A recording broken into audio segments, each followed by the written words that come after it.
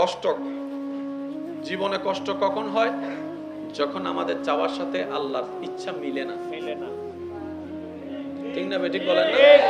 সেজন্য এক আশেক বলে, আমার মনের চাওয়া পূরণ হলে আমি একবার শুকরিয়া করি, আর আমার মনের আশা পূরণ না হলে আমি দুইবার শুকরিয়া আদায় করি। সুবহানাল্লাহ।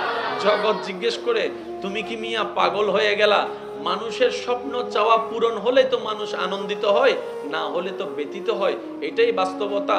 আর খুশি হলে তো আলহামদুলিল্লাহ বলে আনন্দ উল্লাস করে, এটাই বাস্তবতা। তুমি তো দেখি উল্টা করলা। তখন সে আশেক উত্তর দেয়, আমার যেই চাওয়াটা পূরণ হয়েছে সেটা আমার চাওয়া ছিল, তাই আমি দয়া করে আল্লাহ যে পূরণ করেছে তাই আমি একবার আলহামদুলিল্লাহ বলেছি। আর যে চাওয়াটা আমার পূরণ হয় নাই সেটা তো আমার রবের চাওয়া ছিল, আমার রবের চাওয়া ছিল। আর রবের চাওয়ার উপরে সন্তুষ্ট থাকাই হচ্ছে বুদ্ধিমান বান্দার কাজ। বলেন না সুবহানাল্লাহ।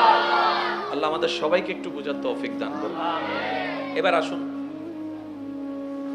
বাহ্যিকভাবে দেখা যাচ্ছে মুসা নবী বেসাহারা। আমাদের বিবেক চোখে বলে, যখন ঘটনাটা যারা দেখছে তারা বলে মুসা নবী বেসাহারা হয়ে গেছে। আল্লাহ পাক বলে, যার সাহারা আমি। আমার মনে হয় সুবহানাল্লাহর আওয়াজ আর একটু জোরে হবে।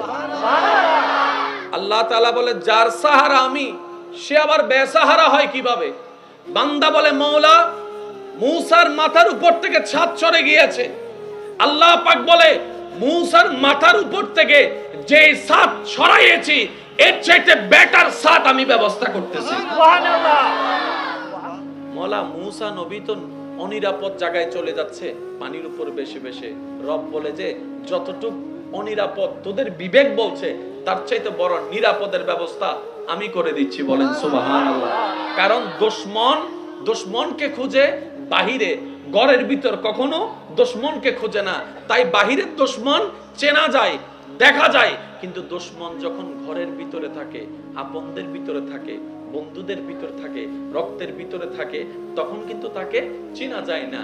যখন ঘরের ইঁদুর বেড়া কাটে তখন কিন্তু আর কিছু করা যায় না। মুসা নবীকে আল্লাহ দুশমনের কাছে পাঠিয়ে দিয়েছেন, ওখানে বড় করার ব্যবস্থা করে দিয়েছেন। সুবহানাল্লাহ। আল্লাহ যখন সহায় হয় আর কিচ্ছু লাগে না, কিচ্ছু লাগে না। আল্লাহ সহায় হয় কখন? যখন আপনি আমি অন্যের সহায় হব। আর একটু জোরে বলেন না সুবহানাল্লাহ। আল্লাহ সহায় হবে কখন? যখন আপনি আমি অন্যের সহায় হব, অন্যের উপকারে লাগব, অন্যের ভালো কাজে লাগব, অন্যের রাস্তা পরিষ্কার করব, অন্যের প্রশংসায় থাকব, অন্যের দোষ গোপন করব, অন্যের ইজ্জত হেফাজত করব, অন্যের খাওয়ার ব্যবস্থা করব, অন্যের পানির ব্যবস্থা করব, অন্যের মুখের হাসির কারণ হব। তখনই রব আমাদের সুখের কারণ হবে। এটার টোটাল ছোট্ট একটা বিষয় বোঝার চেষ্টা করি। আপনার মোবাইল যদি আমার ছেলে ভাঙে, আপনি কিন্তু আমার ছেলে থেকে মোবাইলটা ড্যামারিজ খুঁজবেন না, আমার থেকে খুঁজবেন। আপনার ছেলে মোবাইল ভাঙছে, আমাকে ড্যামারিজ দেন। ভাঙলো কে, খুঁজলেন কার থেকে? তখন আপনিই বলবেন, উনি তো আপনারই সন্তান, ওনার অভিভাবক তো আপনি, সুতরাং আপনাকেই দিতে হবে। কমন ব্যাপার। এইবার আমি করছি চাচার জন্য, রব দিচ্ছে আমাকে। আরেকটু জোরে বলেন না সুবহানাল্লাহ। আমি করছি দুশমনের জন্য, রব দিচ্ছে আমাকে। আমি করছি ওনার জন্য যিনি মামলা দিয়েছেন আমার নামে, রব দিচ্ছেন আমাকে। আমি দিচ্ছি আমার বউকে, রব দিচ্ছে আমাকে। আমি দিচ্ছি আমার মামিকে, মামাকে, রব দিচ্ছেন আমাকে।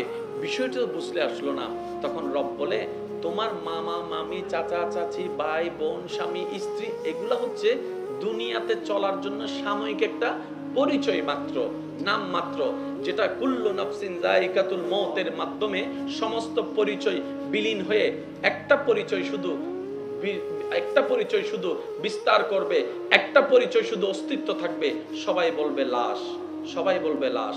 ডাক্তার সেদিন কেউ আর বলবে না, ইমাম সেদিন কেউ আর বলবে না, বড় ভাই সেদিন আর কেউ বলবে না। সবাই বলবে লাশের গাড়িটা আনো, সবাই বলবে লাশের গাড়িটা প্রস্তুত করো, লাশকে গোসল দেওয়ানোর ব্যবস্থা করো। তখন আর অন্য নাম থাকবে না। রব বলে, তোমাদের যে নামের পরিচয় সেগুলো সাময়িক, সবচেয়ে তোমাদের বড় পরিচয় হচ্ছে তোমরা সবাই আমি রবের বান্দা। সুবহানাল্লাহ। তো সুতরাং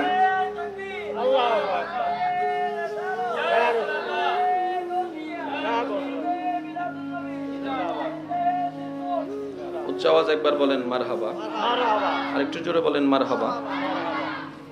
সুতরাং তোমরা স্বামী স্ত্রী হিসেবে দেখিও না, স্ত্রীকে স্বামী হিসেবে ক্ষমা করিও না। আমি রবের বান্দা হিসেবে একজন আরেকজনকে ক্ষমা করে দাও। আর একটু জোরে বলেন না। আচ্ছা বলেন, পৃথিবী থেকে আমরা চাইলেও আজীবন বেঁচে থাকতে পারবো?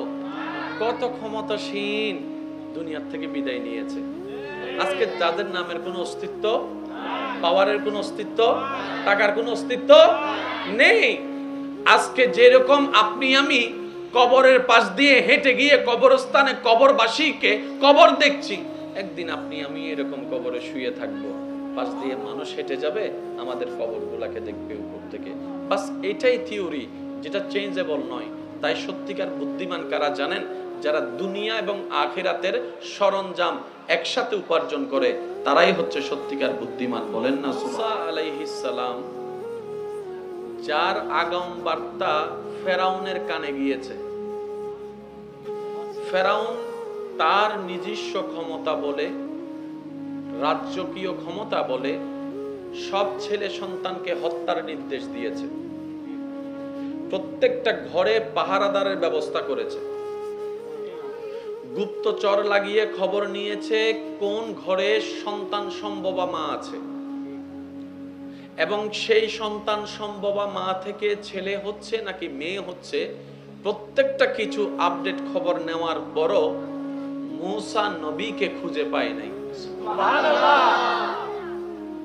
আল্লাহর ওয়াস্তে একটু মনের কান দিয়ে শোনার চেষ্টা করবেন প্লিজ। আপনাদের কাজ কি শেষ হয়েছে? একদম একদম প্লিজ। এত তদারকির পরও যাকে খুঁজছে পাই নাই। হিকমতটা ছিল আল্লাহর। এবার আল্লাহ বলে, তুই আমার মূসাকে হত্যা করার জন্য প্ল্যানিং করছিস, আমি আল্লাহ আমার মূসাকে বাহিরের কোথাও নয় তোর ঘরে বসবাস করার ব্যবস্থা করে দিচ্ছি। এবার মূসা নবীর আম্মাজান কি করেছেন সবারই জানা, শুধু স্মরণ করিয়ে দেওয়ার নিমিত্তে বলার চেষ্টা করব। উনি ভাসিয়ে দিয়েছেন। মূসা নবীর আম্মা মূসা নবীকে পানিতে ভাসিয়ে দিয়েছেন। এবার পানির ধারা তো অনেক দিকেই যেতে পারে, কথা বলেন ভাইয়া। পানির ধারা তো ডান বাম তো কারো কথা তো শুনে না, পানির ধারা তো যে কোনো দিকেই বয়ে যেতে পারে। কিন্তু যখন এই বিষয়টা আল্লাহ কুদরতিভাবে নিয়ন্ত্রণ শুরু করলেন, ওই বাক্সটা যেখানে মূসা নবী ছিলেন, ওই বাক্সটার ডানে বামে যেতে পারেনি, গিয়ে সেখানে আটকিয়েছেন যেটা ছিল ফেরাউনের রাজমহল। আর একটু জোরে। এবার মূসা নবী যাকে ফেরাউন হত্যা করার জন্য খুঁজছে, ওই মূসা নবীকে তুললেন কে? ফেরাউনের পরিবার। সুবহানাল্লাহ বলেন। এই কথাগুলো একটু মনের মধ্যে বসায় নিতে পারলে আমাদের বেশি উপকার হবে। কারণ আমাদের জীবন অর্ধেকের অর্ধেক চলে গেছে, একদম সীমিত সময়। মাইকের আওয়াজ এই মুহূর্তে যত দূর যাচ্ছে, আমার ঈমানি ভাই বোন যে যেখান থেকে শুনতে পাচ্ছেন, একটু গভীর মনোযোগ। জীবনের সাথে মিল খুঁজে নিলেই অনেক কিছু সলিউশন আমরা পেয়ে যাব। বলেন সুবহানাল্লাহ। বাবা আপনারা কথা বলিয়েন না, একদম নীরব। ফেরাউন খুঁজতেছে কাকে? বলেন না, হযরত মূসা আলাইহিস সালাম। এই মূসা নবীকে খুঁজতে গিয়ে কত শত ছেলেকে হত্যা করেছে। কারণ সে জানে তার জন্য জম হয়ে দাঁড়াবে একটা ছেলে। কোন ছেলে সে জানে না। সে না জানার কারণে সব ছেলেকে হত্যা করা শুরু করেছে। অ্যাভেলেবেল ছেলেকে হত্যা করার পরও পারে নাই তাকে হত্যা করতে, যাকে বাঁচাই রাখতে চেয়েছেন রব্বুল আলামিন। সুবহানাল্লাহ। সে রাজকীয় সমস্ত পাওয়ার সেখানে ইউজ করেছে, কিন্তু মূসা নবীকে খুঁজে পায়নি। এবার মূসা নবীর সেই বাক্সটা যেটা আম্মাজান ভাসিয়ে দিয়েছেন এসে দাঁড়ালো কোথায়? তার রাজমহলে, তুল্যকে ওনার পরিবারে। এবার ওখান থেকে তুলে মূসা নবীকে আল্লাহ চেয়েছেন তার ঘরে বড় হোক। এবার ফেরাউনের জম, ফেরাউনের দৃষ্টিতে ফেরাউনের দুশমন, ফেরাউনের ঘরে বসবাস করতে লাগলো, বড় হতে লাগলো। ফেরাউন একটা চুল পর্যন্ত ছিঁড়তে পারে নাই। সুবহানাল্লাহ। এবার এত বড় ফেরাউন, ছোট বাচ্চা মূসা নবীর একটা চুল পর্যন্ত ছিঁড়তে পারলো না। জগৎ প্রশ্ন করে, তুমি তো বাহিরের সমস্ত সন্তানকে নিজের ক্ষমতা বলে হত্যা করেছো, মায়ের কোল খালি করেছো, বাবার চোখের পানির কারণ করেছো, নিজের সন্তানকে বাচ্চাকে হত্যা করেছো মায়ের চোখের সামনে, বাবার সামনে। এই মূসা নবীকে হত্যা করতে পারলা না কেন? এইখানে তোমার রাজকীয় পাওয়ার গেল কোথায়? এই জায়গায় তোমার রাজকীয় ক্ষমতা গেল কোথায়? তখন তারও বলতে বাধ্য হবে, যার সহায়ক আল্লাহ হয়ে যায় পৃথিবীর কেউ তার একটা চুলও ছিঁড়তে পারে না। বলেন সুবহানাল্লাহ। আল্লাহু আকবার। ইয়া রাসূলুল্লাহ, ইয়া রাসূলুল্লাহ,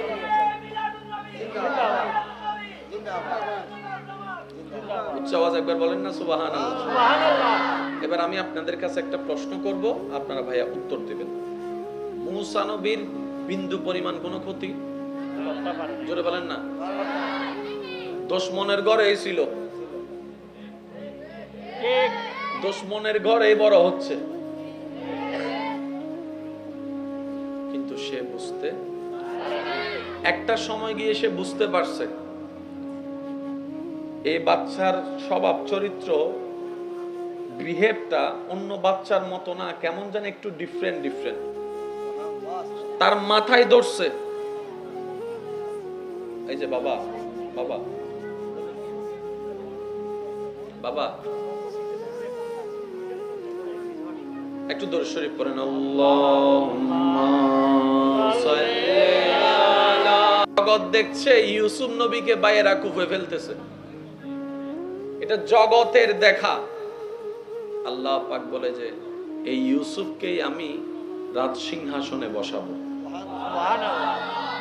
এবার এই থিওরি যখন মানুষের মাথায় আসছে, মানুষ বলে হাউ ক্যান পসিবল, এটা তো কোনোভাবেই সম্ভবপর নয়।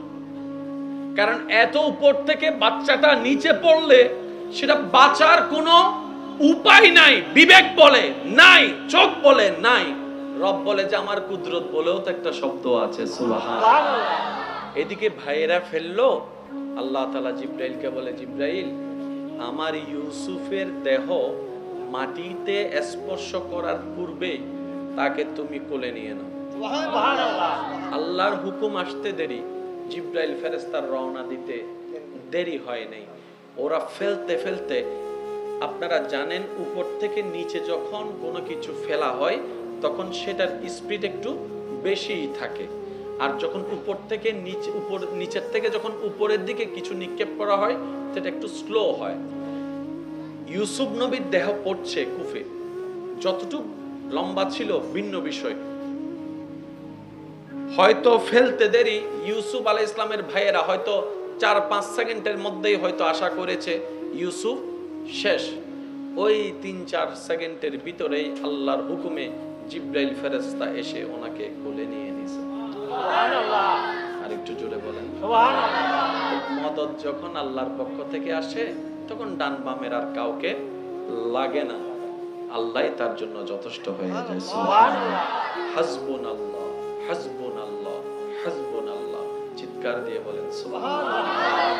এবার ইউসুফ আলাইহিস ইসলামের ভাইদের এখন প্ল্যানিংটা কি? ইউসুফ বলেন না, ইউসুফ, ওনাদের ধারণা ইউসুফ, আওয়াজটা একটু বড় লাগবে, ইউসুফ, ওনাদের ধারণা আমাদের রাস্তা এখন ক্লিয়ার, আমাদের রাস্তা এখন, আমাদের আর কোনো বাঁধা, আমাদের আর কোনো কিছু, এটা ওনাদের চিন্তা ভাবনায় ওনারা জীবন যাপন করছেন। এদিকে আল্লাহর হিকমত ভিন্ন। এবার সেই ইউসুফ নবী ওখান থেকে আল্লাহ বের করলেন, বের করার পরে জগৎ আবার আরেকটা দৃশ্য দেখেছে। সেটা কি? ইউসুফ নবীকে বাজারের মধ্যে গোলাম হিসেবে বিক্রি করা হচ্ছে। শব্দগুলোকে একটু খেয়াল করবেন আল্লাহর ওয়াস্তে। জীবনে ঘটে যাওয়া, মনে রাখবেন নবী রাসূল সাহাবা আহলে বায়াত আউলিয়া ইকরামের জীবনে ঘটে যাওয়া প্রতিটি ঘটনায় আমরা উম্মতের জন্য এক একটা শিক্ষা। বলেন না সুবহানাল্লাহ। আমাদের জীবন দ্বারাই যেরকমই হোক না কেন, কোন না কোন আল্লাহর প্রিয় বান্দার জীবনের মধ্যে এটা সমাধান আছেই আছে। আমরা খুঁজি না, সেটা ব্যর্থতা আমাদের। ইউসুফ নবীকে বাজারে তোলা হলো গোলাম হিসেবে। কি হিসেবে? গোলাম হিসেবে। তৎকালীন সময়ে যে মানুষ কেনা বেচা হতো গোলাম, ওই গোলাম হিসেবে ওনাকে বাজারে তোলা হয়েছে। সবার ধারণা এই ইউসুফের আর কোনো ভবিষ্যৎ, কারণ সবাই জানে গোলাম যখন কেউ মালিকে কিনে নিবে তার আন্ডারে চাকরি করতে হবে, মারতে মন চাইলে মাইরেও ফেলতে পারবে, কোনো এখানে কেউ কথা বলার অধিকার। এটা আমাদের চোখ, আমাদের ব্রেন, কিন্তু আল্লাহর হিকমত ভিন্ন কথা বলছে।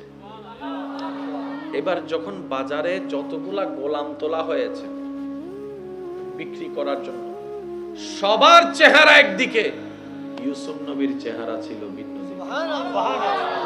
আর একটু জোরে বলেন না। বয়স তেমন বেশি নয়, অল্প বয়সে, কিন্তু চেহারাটা যখন বাজারে উঠেছে গোলাম হিসেবে, যে দেখে সে বলে চেহারা দেখে তো গোলাম মনে হয় না, চেহারার মধ্যে দেখা যাচ্ছে একটা বাদশা বাদশা ভাব দেখা যাচ্ছে। গোলাম হয় কেমনে? চোখে বলে যে বাদশা, কানে শুনে যে গোলাম, মিল তো খুঁজে পাওয়া যাচ্ছে না। এবার এতজন ক্রেতা আসলো, কেউ কিনতে পারে নাই। সুবহানাল্লাহ বলেন। সুবহানাল্লাহ।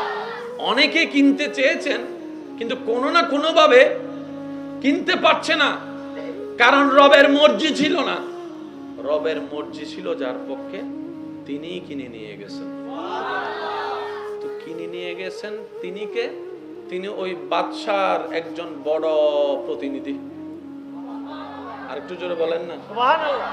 হিকমতটা দেখেন, একজন সাধারণ পাবলিক রাজপ্রাসাদে ঢোকার কোনো সুযোগ, কিন্তু আল্লাহর মনসা ছিল ইউসুফকে রাজপ্রাসাদে ঢুকাবে। তো এমন একজন ইউসুফ নবীকে কিনলেন যিনি রাজপ্রাসাদের সাথে গভীর সম্পর্ক রাখে। একদিন, দুই দিন, তিন দিন যখন যায়, খবরটা চতুর্দিকে ছড়িয়ে যায় যে অমুক ব্যক্তি এমন একটা গোলাম কিনেছে। এইরকম গোলাম জীবন আমরা দেখি নাই, যার চোখের কোনো সৌন্দর্যের তুলনা নাই, চেহারার হাসির কোনো তুলনা নাই, চতুর্দিকে অপরূপ অপরূপ সুন্দর একটা গোলাম। সুবহানাল্লাহ। খবরটা যখন সব জায়গায় ছড়াই গেছে, এগুলো সব হিকমত কার? আল্লাহ। জোরে বলেন না, সব হিকমত কার? আল্লাহ। যখন খবরটা সব দিক দিয়ে ছড়াই গেছে, আস্তে আস্তে রাজমহলে যখন বাদশার কাছে গেছে, বাদশা যখন ওনাকে বললেন, কিরে তুমি নাকি গোলাম কিনছো, আমারে দেখাও নাই? তুমি বলে যে এমন একটা গোলাম কিনছি কাউকে দেখাইতেও পারি না, গোপন করে রাখা লাগে। সুবহানাল্লাহ। আর একটু জোরে বলেন না সুবহানাল্লাহ। এমন একটা গোলাম কিনছি যাকে প্রকাশ করতেই পারছি না, ওর সৌন্দর্য দেখে সবাই মুগ্ধ হয়ে যাচ্ছে, আমি এক পড়ছি বিপদে, আর এটাকে আমি গোলাম হিসেবে বলতেও পারি না, চেহারাটা দেখলেই মায়া লাগে, গোলাম আর বলা আসে না, সন্তান নামে পরিচয় দিচ্ছি। দেখেন আল্লাহ তাআলা গোলামের সেই সার্টিফিকেটটা, গোলামের সেই এলজামটা তুলে নিয়েছেন, অন্তরে মায়া ঢুকে দিয়েছে, সন্তান বানিয়ে দিয়েছে। এবার একদিন রাজপ্রাসাদে সেই গোলামকে, কোন গোলামকে? যাকে বাজারে বিক্রি করা হয়েছে। কোন সেই গোলাম যাকে ভাইয়েরা কুফে ফেলে দিয়েছেন, জগৎ দেখেছে ইউসুফ শেষ। আল্লাহ বলে যে যার সহায় আমি, যার সাথে আমি, তাকে ধ্বংস করে কে, তাকে ডেস্ট্রয় করে কে? এটা তো কখনোই সম্ভবপর নয়। তাই মনে রাখবেন, যখন বিবেক কাজ করবে না, ব্রেন কাজ করবে না, চোখ কাজ করবে না, বুদ্ধি কাজ করবে না, এতটুক বলি ভাই, ঘাবড়ায়েন না, ডিপ্রেশনে যায়েন না, টেনশন করিয়েন না, আল্লাহর উপর সব মামলা ছেড়ে দেন, আল্লাহই উত্তম প্রতিদানের ব্যবস্থা করে দিবে। বলেন সুবহানাল্লাহ। আল্লাহু আকবার। ইয়া রাসূলুল্লাহ, ইয়া রাসূলুল্লাহ। সবাই বলেন না সুবহানাল্লাহ। এবার ইউসুফ নবীকে আল্লাহর ওয়াস্তে একটু বোঝার চেষ্টা করবেন। যে ক্রয় করেছে, বাদশা বলতেছে একদিন নিয়ে আসো, আমি দেখব। বাদশা যখন বলছে আর না বলার কোনো সুযোগ নাই। এবার বাদশার হুকুম পালন করার জন্য যখন রাজমহলে আনছেন, তখন আমরা মা বোনরা যেরকম পর্দা করে, সুবহানাল্লাহ বলে না। পর্দা যখন করে, মা বোনরা পর্দা করে কেন? সুন্দরকে গোপন রাখার জন্য। তো পর্দা করেই তারা যারা সুন্দর।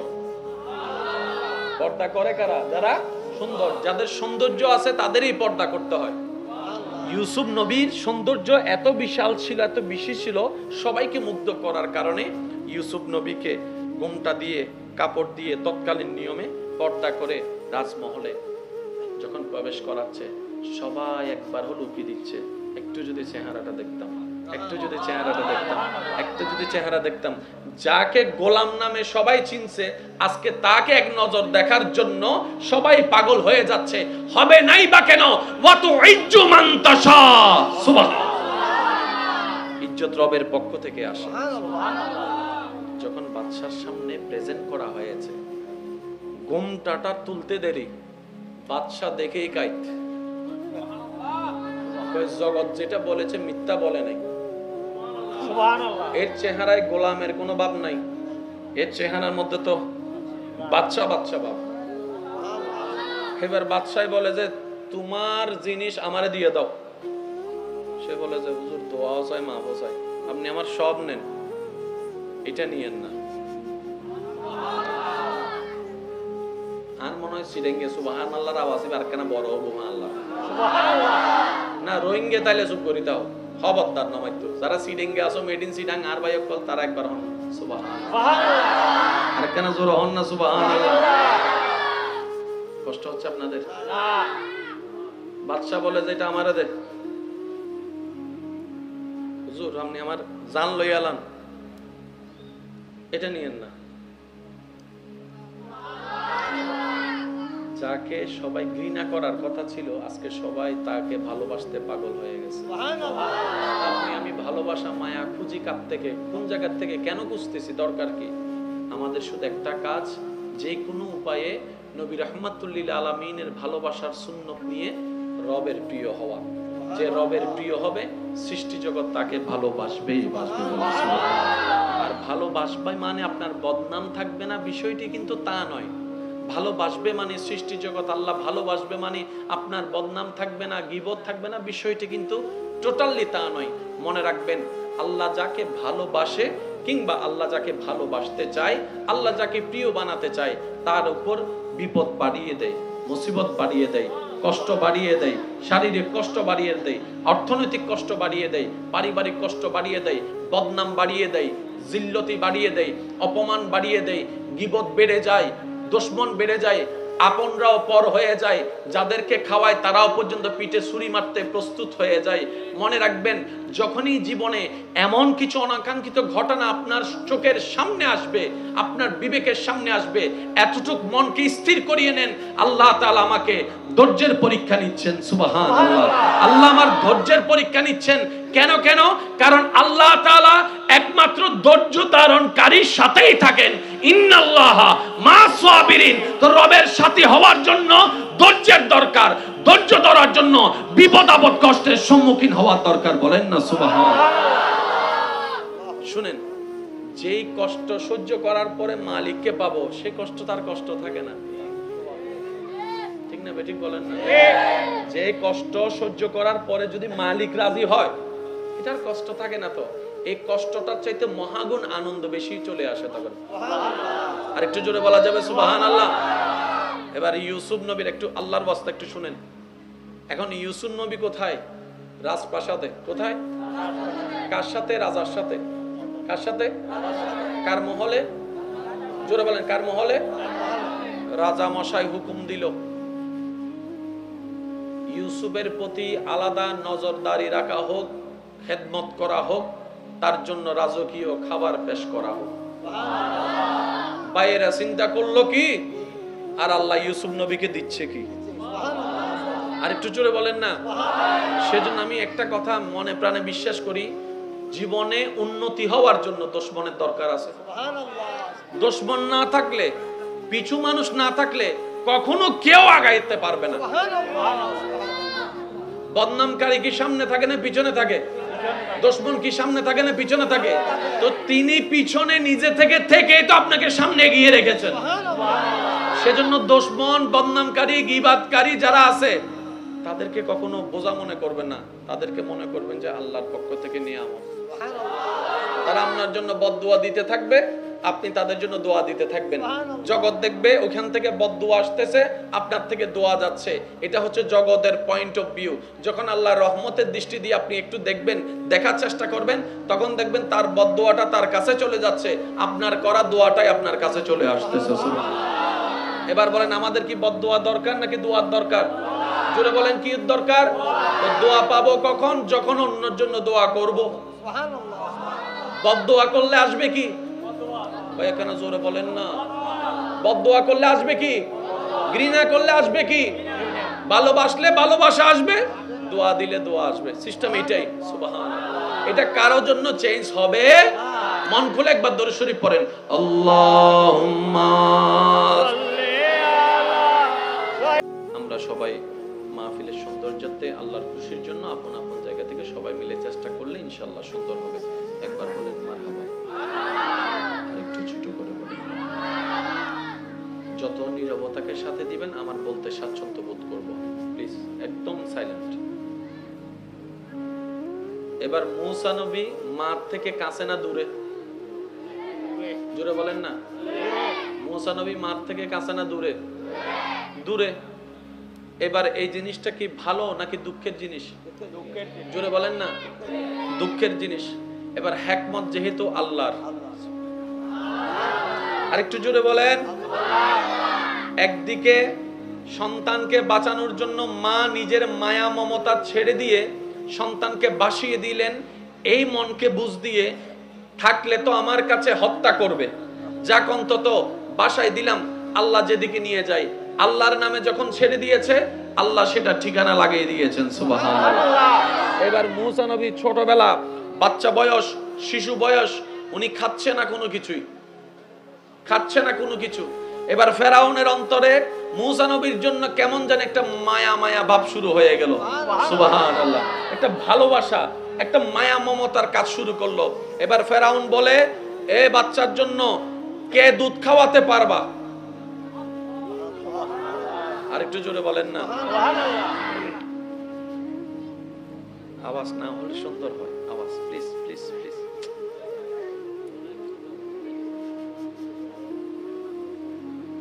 একবার বলেন আলহামদুলিল্লাহ। আলহামদুলিল্লাহ। ফেরাউন বলতেছে, এই বাচ্চার জন্য একটা মা দরকার, যে বাচ্চাটাকে খাওয়াবে। এবার মা খুঁজতে লাগলো, মাটা আছে কোথায়, মাটা আছে কোথায়, মাটা আছে কোথায়। এক একজন আসে, মূসা নবী কারো স্তন মুখে নেয় না। সুবহানাল্লাহ। আরেকটু জোরে। সুবহানাল্লাহ।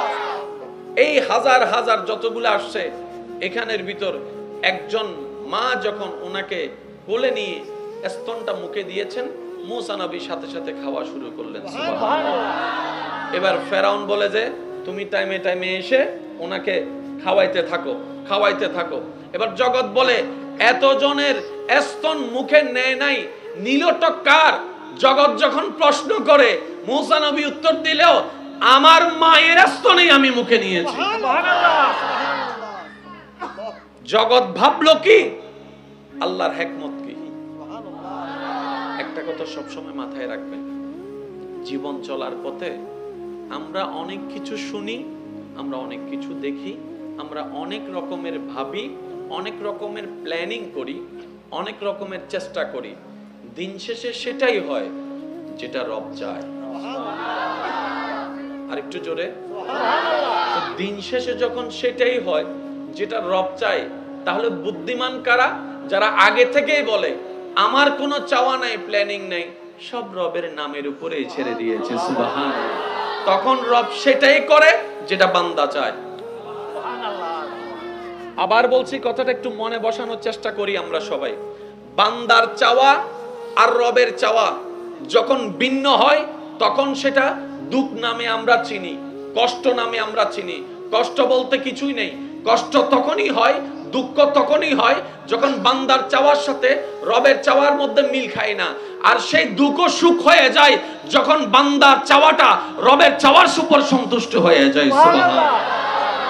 সুখী হওয়ার সবচাইতে একদম সহজ ফর্মুলা, আল্লাহ তুমি যা দিয়ে খুশি, আমি সেটা পেয়ে খুশি। আলহামদুলিল্লাহ। তুমি দিলেও আলহামদুলিল্লাহ, তুমি না দিলেও আলহামদুলিল্লাহ। এই মন যে বানাতে পারবে একদিনে তো আর হবে না, যেহেতু আমরা একটা অভ্যাসে বড় হয়েছি, একদিনে তো গাছে এক লাফে তো উঠা যায় না। চেষ্টা যদি করি, হুয়াল্লাযী আনজালাস সাকিনাতা ফি কুলুবিল মুমিনিন আয়াতের ছায়া হয়তো আল্লাহ আমাদের ভিতরে দান করে দিতে পারেন। সুবহানাল্লাহ।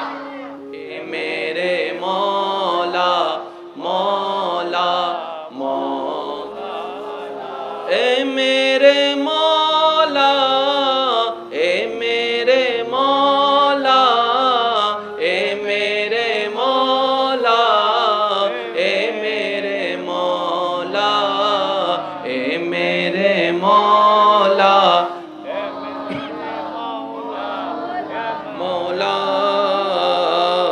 এ মেরে মওলা মওলা মওলা। ত্রিভুবনের প্রিয় মুহাম্মদ এলো রে দুনিয়ায়,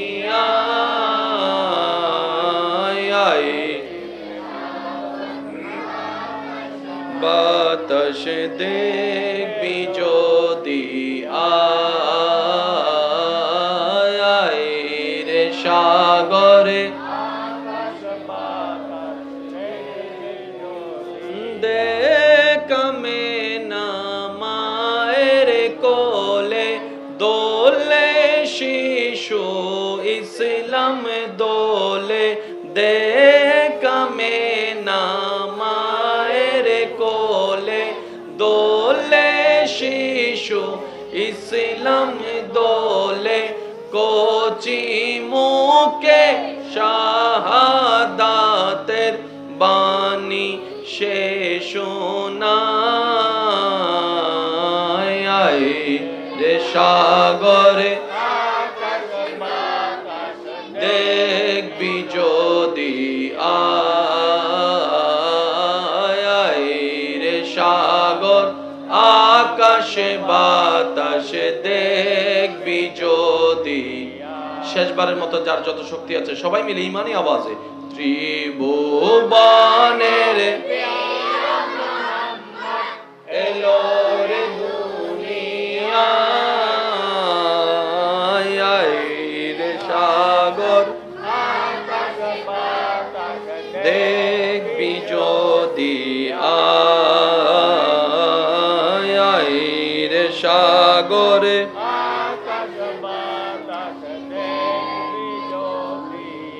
অতঃকার পূর্ব মনসা সারাংবাড়ি মাহফিল উদযাপন পরিষদের ব্যবস্থাপনায় মাওলানা जग में जब आए मोहम्मद इस्लाम जिंदा हो गए, जग में जब आए मोहम्मद इस्लाम जिंदा, भूतों ने सब कलमा पढ़ा, काफिर मुसलमान हो गए, जग में जब आए मोहम्मद इस्लाम जिंदा हो गए। अल्लाहुम्मा सल्ले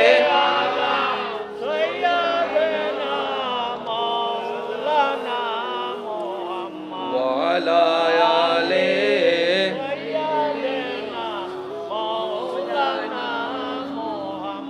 একবার বলেন আলহামদুলিল্লাহ। আলহামদুলিল্লাহ। মনোযোগ আছে আপনাদের সবার? আছে আছে, যাদের আছে তারা একবার বলেন মারহাবা, আর একটু আস্তে করে বলেন মারহাবা।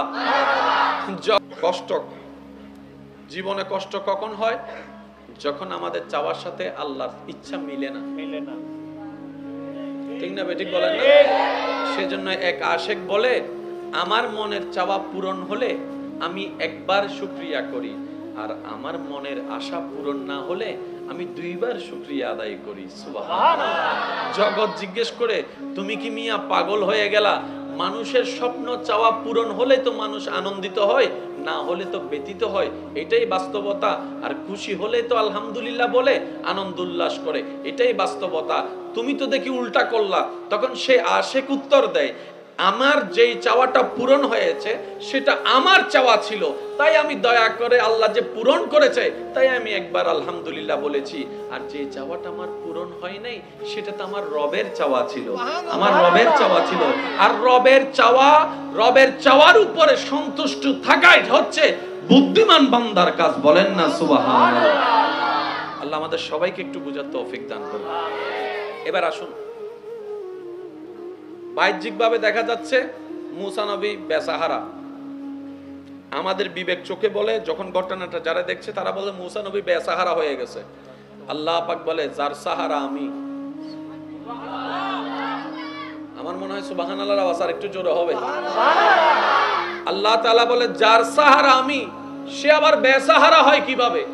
বান্দা বলে মওলা মুসার মাথার উপর থেকে ছাদ চড়ে গিয়েছে। আল্লাহ পাক বলে মুসার মাথার উপর থেকে যে ছাদ সরাইয়েছি এর চাইতে বেটার ছাদ আমি ব্যবস্থা করতেছি। সুবহানাল্লাহ। মওলা মুসা নবী তো অনিরাপদ জায়গায় চলে যাচ্ছে পানির উপর বেশি বেশি। রব বলে যে যতটুক অনিরাপদ তোদের বিবেক বলছে তার চাইতে বড় নিরাপদের ব্যবস্থা আমি করে দিচ্ছি। বলেন সুবহানাল্লাহ। কারণ দুশমনকে খুঁজে বাহিরে, ঘরের ভিতর কখনো দুশমনকে খুঁজে না। তাই বাহিরের দুশমন চেনা যায়, দেখা যায়, কিন্তু দুশমন যখন ঘরের ভিতরে থাকে, আপনদের ভিতরে থাকে, বন্ধুদের ভিতরে থাকে, রক্তের ভিতরে থাকে, তখন কিন্তু তাকে চেনা যায় না। যখন ঘরের ইঁদুর বেড়া কাটে তখন কিন্তু আর কিছু করা যায় না। মুসা নবীকে আল্লাহ দুশমনের কাছে পাঠিয়ে দিয়েছেন, ওখানে বড় করার ব্যবস্থা করে দিয়েছেন। সুবহানাল্লাহ।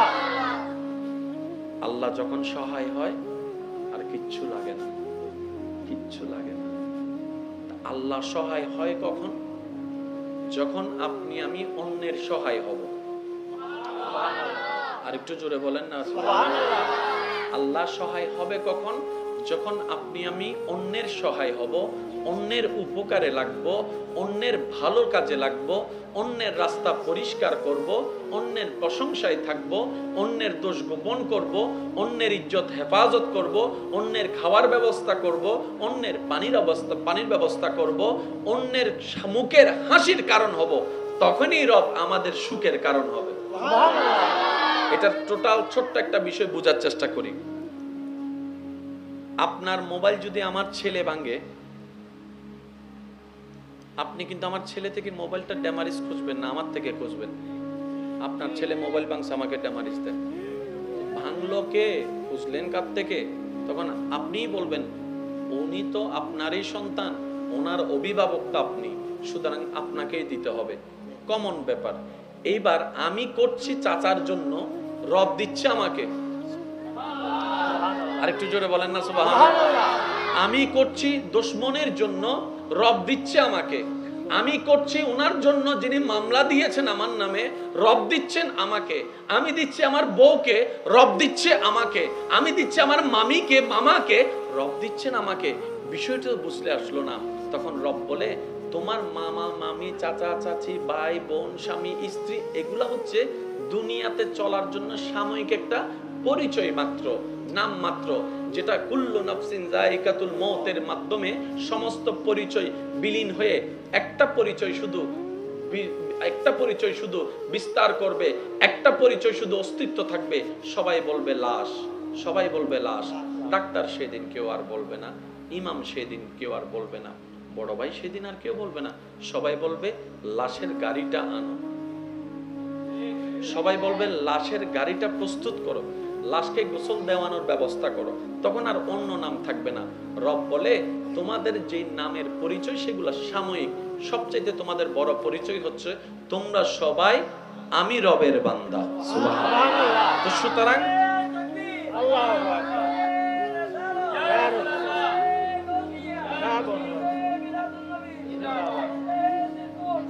উচ্চ আওয়াজ একবার বলেন মারহাবা। মারহাবা। আর একটু জোরে বলেন মারহাবা। সুতরাং তোমরা স্বামী স্ত্রী হিসেবে দেখিও না, স্ত্রীকে স্বামী হিসেবে ক্ষমা করিও না। আমি রবের বান্দা হিসেবে একজন আরেকজনকে ক্ষমা করে দাও। আর একটু জোরে বলেন না। আচ্ছা বলেন, পৃথিবী থেকে আমরা চাইলেও আজীবন বেঁচে থাকতে পারবো? কত ক্ষমতাসীন দুনিয়ার থেকে বিদায় নিয়েছে। আজকে যাদের নামের কোনো অস্তিত্ব, পাওয়ারের কোনো অস্তিত্ব, টাকার কোনো অস্তিত্ব নেই। আজকে যেরকম আপনি আমি কবরের পাশ দিয়ে হেঁটে গিয়ে কবরস্থানে কবরবাসীকে কবর দেখছি, একদিন আপনি আমি এরকম কবরে শুয়ে থাকবো, পাশ দিয়ে মানুষ হেঁটে যাবে, আমাদের কবরগুলাকে দেখবে উপর থেকে। বাস এটাই থিওরি, যেটা চেঞ্জেবল নয়। তাই সত্যিকার বুদ্ধিমান কারা জানেন? যারা দুনিয়া এবং আখিরাতের সরঞ্জাম একসাথে উপার্জন করে, তারাই হচ্ছে সত্যিকার বুদ্ধিমান। বলেন দেখছে ইউসুফ নবীকে বাইরা কুফে ফেলতেছে, এটা জগতের দেখা। আল্লাহ পাক বলে যে এই ইউসুফকেই আমি রাজ সিংহাসনে বসাবো। এবার এই থিওরি যখন মানুষের মাথায় আসছে, মানুষ বলে হাউ ক্যান পসিবল, এটা তো কোনোভাবেই সম্ভবপর নয়। কারণ এত উপর থেকে বাচ্চাটা নিচে পড়লে সেটা বাঁচার কোনো উপায় নাই। বিবেক বলে নাই, চোখ বলে নাই, রব বলে যে আমার কুদরত বলেও তো একটা শব্দ আছে, সুবহানাল্লাহ। এদিকে ভাইয়েরা ফেললো, আল্লাহ তাআলা জিবরাইলকে বলে, জিবরাইল আমার ইউসুফের দেহ মাটিতে স্পর্শ করার পূর্বে তাকে তুমি কোলে নিয়ে নাও। সুবহানাল্লাহ। আল্লাহর হুকুম আসতে দেরি, জিবরাইল ফেরেশতার রওনা দিতে দেরি হয় নাই। ওরা ফেলতে ফেলতে, আপনারা জানেন উপর থেকে নিচে যখন কোনো কিছু ফেলা হয় তখন সেটার স্পিড একটু বেশিই থাকে, আর যখন উপর থেকে নিচে, নিচের থেকে যখন উপরের দিকে কিছু নিক্ষেপ করা হয় সেটা একটু স্লো হয়। ইউসুফ নবীর দেহ পড়ছে কুফে, যতটুকু লম্বা ছিল ভিন্ন বিষয়। হয়তো ফেলতে দেরি, ইউসুফ আলাইহিস সালামের ভাইয়েরা হয়তো 4-5 সেকেন্ডের মধ্যেই হয়তো আশা করেছে ইউসুফ শেষ। ওই 3-4 সেকেন্ডের ভিতরেই আল্লাহর হুকুমে জিবরাইল ফেরেশতা এসে ওনাকে কোলে নিয়ে নিয়েছে। সুবহানাল্লাহ। আর একটু জোরে বলেন সুবহানাল্লাহ। মদদ যখন আল্লাহর পক্ষ থেকে আসে তখন ডান বামের আর কাউকে লাগে না, আল্লাহই তার জন্য যথেষ্ট হয়ে যায়। সুবহানাল্লাহ। হাসবুনাল্লাহ হাসবুনাল্লাহ হাসবুনাল্লাহ, চিৎকার দিয়ে বলেন সুবহানাল্লাহ। এবার ইউসুফ আলাইহিস সালামের ভাইদের এখন প্ল্যানিংটা কি? ইউসুফ বলেন না, ইউসুফ, ওনাদের ধারণা ইউসুফ, আওয়াজটা একটু বড় লাগবে, ইউসুফ, ওনাদের ধারণা আমাদের রাস্তা এখন ক্লিয়ার, আমাদের রাস্তা এখন, আমাদের আর কোনো বাঁধা, আমাদের আর কোনো কিছু, এটা ওনাদের চিন্তা ভাবনায় ওনারা জীবন যাপন করছেন। এদিকে আল্লাহর হিকমত ভিন্ন। এবার সেই ইউসুফ নবী ওখান থেকে আল্লাহ বের করলেন। বের করার পরে জগৎ আবার আরেকটা দৃশ্য দেখেছে। সেটা কি? ইউসুফ নবীকে বাজারের মধ্যে গোলাম হিসেবে বিক্রি করা হচ্ছে। শব্দগুলোকে একটু খেয়াল করবেন আল্লাহর ওয়াস্তে। জীবনে ঘটে যাওয়া, মনে রাখবেন, নবী, রাসূল, সাহাবা, আহলে বায়ত, আউলিয়া ইকরামের জীবনে ঘটে যাওয়া প্রতিটি ঘটনায় আমরা উম্মতের জন্য এক একটা শিক্ষা। বলেন না সুবহানাল্লাহ। আমাদের জীবন দ্বারাই যেরকমই হোক না কেন, কোনো না কোনো আল্লাহর প্রিয় বান্দার জীবনের মধ্যে এটা সমাধান আছেই আছে। আমরা খুঁজি না, সেটা ব্যর্থতা আমাদের। ইউসুফ নবীকে বাজারে তোলা হলো গোলাম হিসাবে। কি হিসাবে? গোলাম হিসাবে। তৎকালীন সময়ে যে মানুষ কেনা বেচা হতো গোলাম, ওই গোলাম হিসাবে ওনাকে বাজারে তোলা হয়েছে। সবার ধারণা এই ইউসুফের আর কোনো ভবিষ্যৎ, কারণ সবাই জানে গোলাম যখন কেউ মালিককে কিনে নিবে তার আন্ডারে চাকরি করতে হবে, মারতে মন চাইলে মাইরেও ফেলতে পারবে, কোনো এখানে কেউ কথা বলার অধিকার। এটা আমাদের চোখ, আমাদের ব্রেন, কিন্তু আল্লাহর হিকমত ভিন্ন কথা বলছে। এবার যখন বাজারে যতগুলা গোলাম তোলা হয়েছে বিক্রি করার জন্য, সবার চেহারা একদিকে, ইউসুফ নবীর চেহারা ছিল ভিন্ন দিকে। আর একটু জোরে বলেন না। বয়স তেমন বেশি নয়, অল্প বয়সে, কিন্তু চেহারাটা যখন বাজারে উঠেছে গোলাম হিসেবে, যে দেখে সে বলে চেহারা দেখে তো গোলাম মনে হয় না, চেহারার মধ্যে দেখা যাচ্ছে একটা বাদশা বাদশা ভাব দেখা যাচ্ছে। গোলাম হয় কেমনে? চোখে বলে যে বাদশা, কানে শুনে যে গোলাম, মিল তো খুঁজে পাওয়া যাচ্ছে না। এবার এতজন ক্রেতা আসলো, কেউ কিনতে পারে নাই। সুবহানাল্লাহ বলেন। সুবহানাল্লাহ। অনেকে কিনতে চেয়েছেন কিন্তু কোনো না কোনো ভাবে কিনতে পারছে না, কারণ রবের মর্জি ছিল না। রবের মর্জি ছিল যার পক্ষে, তিনিই কিনে নিয়ে গেছেন। তো কিনে নিয়ে গেছেন তিনি কে?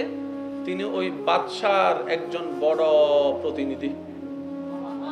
আর একটু জোরে বলেন না সুবহানাল্লাহ। হিকমতটা দেখেন। একজন সাধারণ পাবলিক রাজপ্রাসাদে ঢুকার কোনো সুযোগ, কিন্তু আল্লাহর মনসা ছিল ইউসুফকে রাজপ্রাসাদে ঢুকাবে।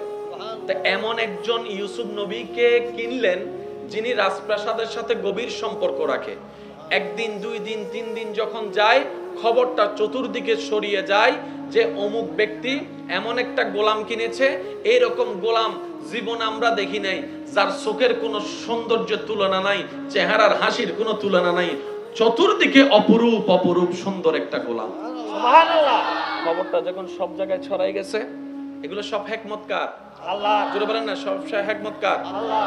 যখন খবরটা সব দিক দিয়ে ছড়াই গেছে, আস্তে আস্তে রাজমহলে যখন বাদশার কাছে গেছে, বাদশাহ যখন ওনাকে বললেন, কিরে তুমি নাকি গোলাম কিনছো, আমারে দেখাও নাই?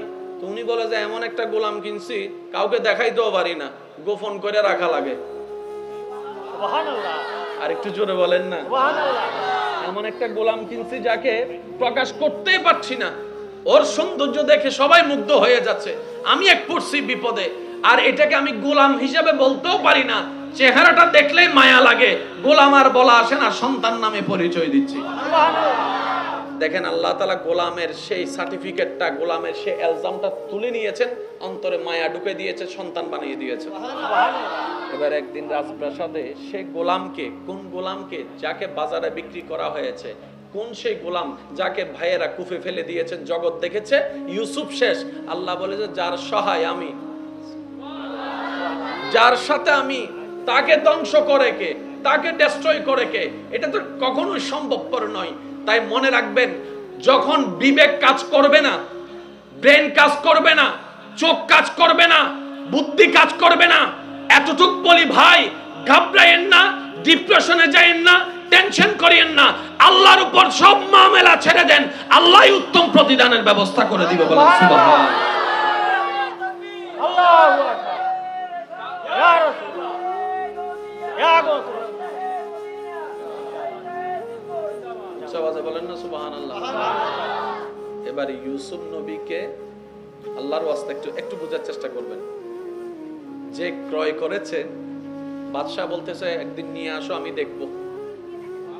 বাদশা যখন বলছে আর না বলার কোনো সুযোগ নাই। এবার বাদশার হুকুম পালন করার জন্য যখন রাজমহলে আনছেন, তখন আমরা মা বোনরা যেরকম পর্দা করে, সুবহানাল্লাহ বলে না, পর্দা যখন করে, মা বোনরা পর্দা করে কেন? সুন্দরকে গোপন রাখার জন্য। তো পর্দা করেই তারা যারা সুন্দর। পর্দা করে কারা? যারা সুন্দর, যাদের সৌন্দর্য আছে তাদেরই পর্দা করতে হয়। ইউসুফ নবীর সৌন্দর্য এত বিশাল ছিল, এত বেশি ছিল, সবাইকে মুগ্ধ করার কারণে ইউসুফ নবীকে গোমটা দিয়ে, কাপড় দিয়ে তৎকালীন নিয়মে পর্দা করে রাজমহলে যখন প্রবেশ করাচ্ছে, সবাই একবার হলো উকি দিচ্ছে, একটু যদি চেহারাটা দেখতাম, একটু যদি চেহারাটা দেখতাম, একটু যদি চেহারা দেখতাম। যাকে গোলাম নামে সবাই চিনছে, আজকে তাকে এক নজর দেখার জন্য সবাই পাগল হয়ে যাচ্ছে। হবে নাই বা কেন? ওয়াতু ইজ্জু মান তাশা। সুবহানাল্লাহ। ইজ্জত রবের পক্ষ থেকে আসে। যখন বাদশার সামনে প্রেজেন্ট করা হয়েছে, গোমটাটা তুলতে দেরি, বাদশা দেখেই কাইত। জগৎ যেটা বলেছে মিথ্যা বলে নাই। সুবহানাল্লাহ। এর চেহারায় গোলামের কোনো ভাব নাই, এর চেহারার মধ্যে তো বাদশা বাদশা ভাব। এবার বাদশাই বলে যে তোমার জিনিস আমারে দিয়ে দাও। সে বলে যে হুজুর, দোয়াও চাই, মাফও চাই, আপনি আমার সব নেন, এটা নিয়েন না।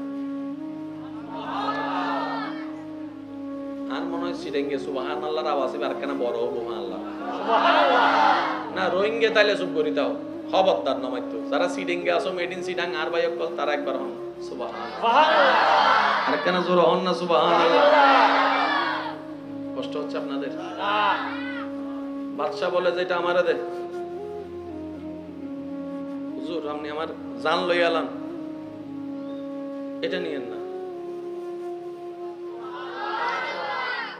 যাকে সবাই ঘৃণা করার কথা ছিল আজকে সবাই তাকে ভালোবাসতে পাগল হয়ে গেছে। সুবহানাল্লাহ। আপনি আমি ভালোবাসা মায়া খুঁজি কার থেকে, কোন জায়গা থেকে, কেন খুঁজতেছি, দরকার কি? আমাদের শুধু একটা কাজ, যে কোনো উপায়ে নবী রাহমাতুল্লিল আলামিনের ভালোবাসার সুন্নত নিয়ে রবের প্রিয় হওয়া। যে রবের প্রিয় হবে সৃষ্টি জগৎ তাকে ভালোবাসবেই বাসবে। আর ভালোবাসবে মানে আপনার বদনাম থাকবে না, বিষয়টি কিন্তু তা নয়। ভালোবাসবে মানে সৃষ্টি জগৎ আল্লাহ ভালোবাসবে মানে আপনার বদনাম থাকবে না, গীবত থাকবে না, বিষয়টি কিন্তু টোটালি তা নয়।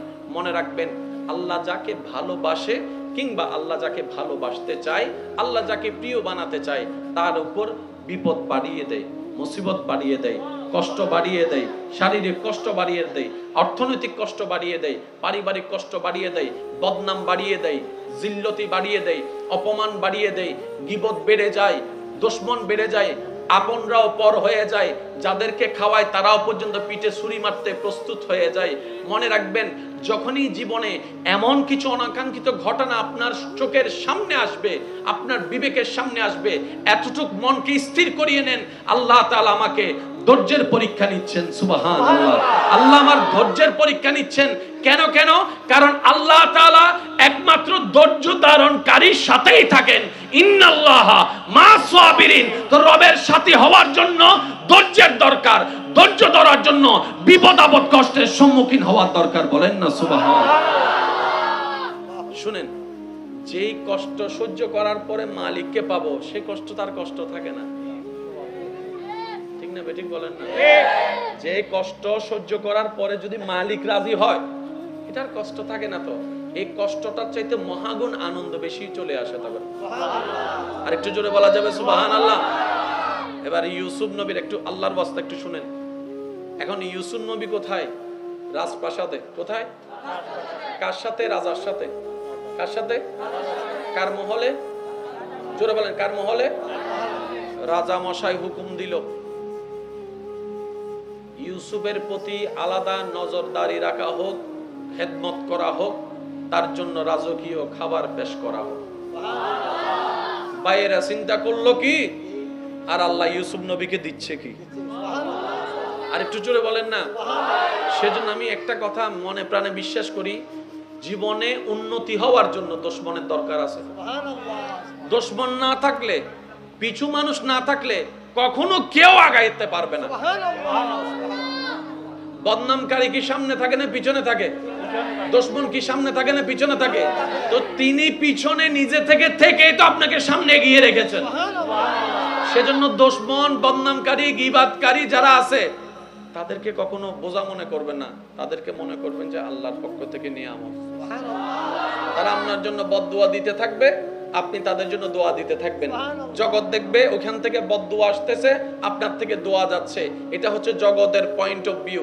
যখন আল্লাহর রহমতের দৃষ্টি দিয়ে আপনি একটু দেখবেন, দেখার চেষ্টা করবেন, তখন দেখবেন তার বদদুয়াটা তার কাছে চলে যাচ্ছে, আপনার করা দোয়াটাই আপনার কাছে চলে আসতেছে। এবার বলেন, আমাদের কি বদদুয়া দরকার নাকি দোয়ার দরকার? জোরে বলেন, কি দরকার? তো দোয়া পাবো কখন? যখন অন্যের জন্য দোয়া করব। বদদুয়া করলে আসবে কি? এখানে জোরে বলেন না। বদদুয়া করলে আসবে কি? ঘৃণা করলে আসবে কি?